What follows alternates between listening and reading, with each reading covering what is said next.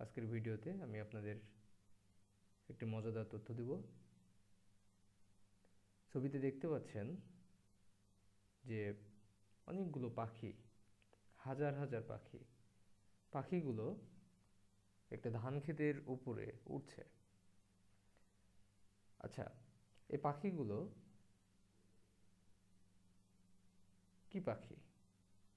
আপনারা কি অনুমান করে বলতে পারবেন? টিয়া, শালিক অথবা অন্য কিছু? আমি বলে দিচ্ছি, পাখিগুলো টিয়া পাখি। হাজার হাজার পাখি ধান ক্ষেতের উপরে, যেন তেন পাখি নয়, টিয়া পাখি। আমি ব্যক্তিগতভাবে টিয়া পাখি খুব পছন্দ করি। টিয়া পাখি দেখতে যেমন সুন্দর, তেমনি অনেক কোয়ালিটি টিয়া পাখির মধ্যে আছে। টিয়া পাখিকে যদি শেখানো যায় কথাও বলতে পারে, এবং টিয়া পাখি খুব মালিকের ভক্ত হয়। যাই হোক, এখানে ধান ক্ষেতের উপরে হাজার হাজার টিয়া পাখি দেখতে পাচ্ছেন। টিয়া পাখিগুলো ধান ক্ষেতের উপরে কিভাবে এলো একটু বলি। চট্টগ্রামে একটি বিল আছে, এই বিলের নাম গুমাই বিল। এই গুমাই বিল বর্ষাকালে যেমন ভরা পানি থাকে এই বিলে, ঠিক তেমনি হেমন্তকালে এই বিল ধানে, কৃষকের ধানে ভরে যায়। শুধু ধান আর ধান থাকে। বলা হয়ে থাকে যে এটা শস্য ভাণ্ডার।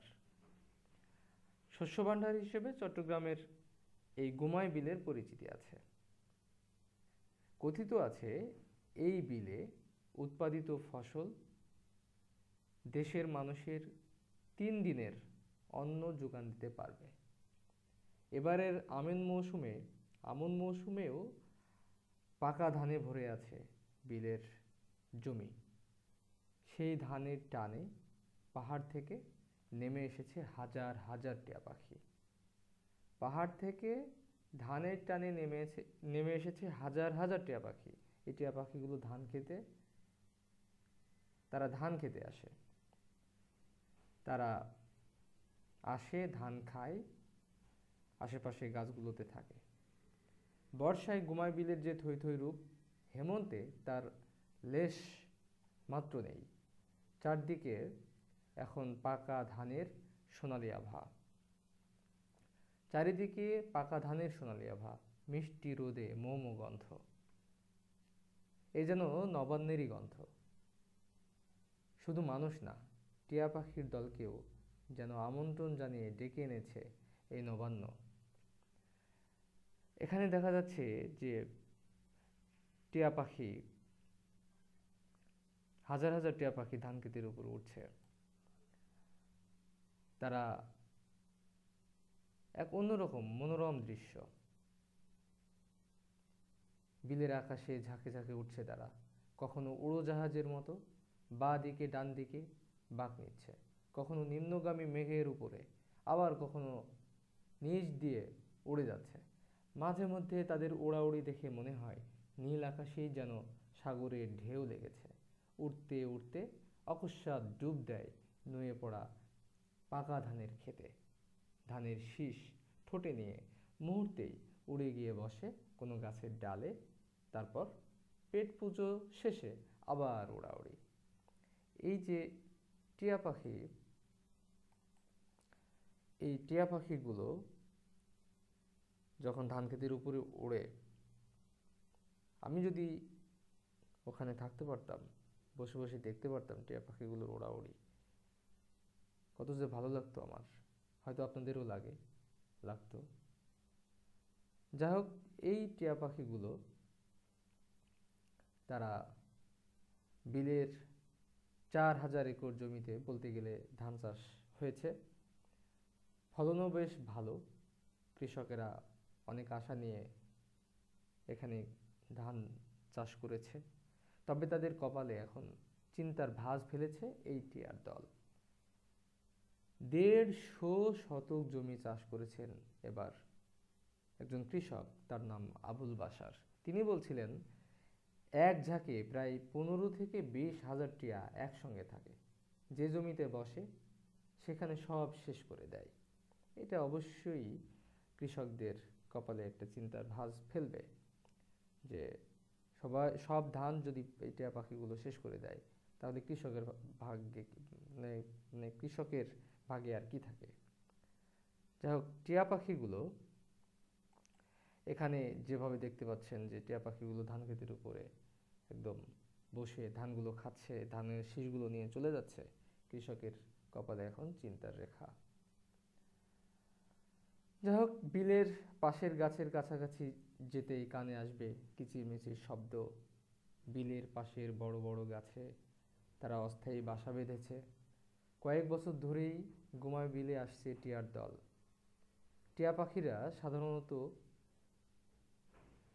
সেই সব এলাকাকে পছন্দ করে যেসব এলাকায় তাদের মনে হয় যে এই এলাকাটা তাদের জন্য খুব নির্ভাবনার। তারা এখানে থাকতে পারবে, খেতে পারবে এবং কেউ তাদেরকে জ্বালাতন করবে না, এরকম জায়গায় তারা পছন্দ করে। এই এলাকাটি, অর্থাৎ এই গুমাই বিল, এই এলাকাটি তাদের পছন্দের একটা জায়গা। কয়েক বছর ধরেই তারা পাহাড় থেকে আসে। টিয়া পাখিরা সাধারণত এরকম ভালো জায়গায় পছন্দ করে যেখানে এসে তারা নির্ভাবনায় থাকতে পারবে। একবার বাধা পেলে সাধারণত ওরা যেখানে বাধা পায় সেখানে তারা যায় না। রাঙ্গুনিয়ার গুমাই বিল পাখিদের কাছে একটি অতি উৎকৃষ্ট জায়গা। বিশেষ করে টিয়া পাখিরা তারা এখানে উৎকৃষ্ট বলেই এখানে আসছে। সাধারণত ঘন গাছপালা, যেমন বড় বড় শিরীষ, নানা জাতের ফুল, আম, কড়ই ইত্যাদি গাছে তারা থাকতে পছন্দ করে। গুমাই বিলের পাশে এ ধরনের গাছের অভাব নেই, অনেক গাছ আছে গুমাই বিলে। এখানে এই যে ছবিতে দেখতে পাচ্ছেন যে কি সুন্দর টিয়া পাখি, লাল ঠোঁট এবং সবুজ শরীর গাছের সাথে যেন মিশে একাকার হয়ে গেছে, যেন গাছে ফুল ধরেছে এরকম মনে হচ্ছে। পাখিগুলোর ঠোঁট লাল আর লেজ সহ পিঠ ও পাখা পুরোটা সবুজ। গাছে বসলে আর দেখা যায় না, কেবল লাল ঠোঁট ছাড়া কিছুই দেখা যায় না। তখন দেখতে মনে হবে যে যেন ফুল, গাছের ফুল এরা। একবার যে স্থানে গিয়ে টিয়া পাখি শান্তিতে সময় কাটাতে পারে সেখানে বারবার যেতে পছন্দ করে। বানিয়ে তোলে একটা অভয় আশ্রম।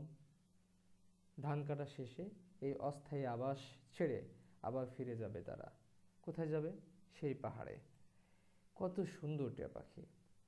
তারা যখন ধান ক্ষেতের উপরে ওড়ে তখন খুব সুন্দর লাগে দেখতে। এই যে টিয়া পাখিগুলো তারা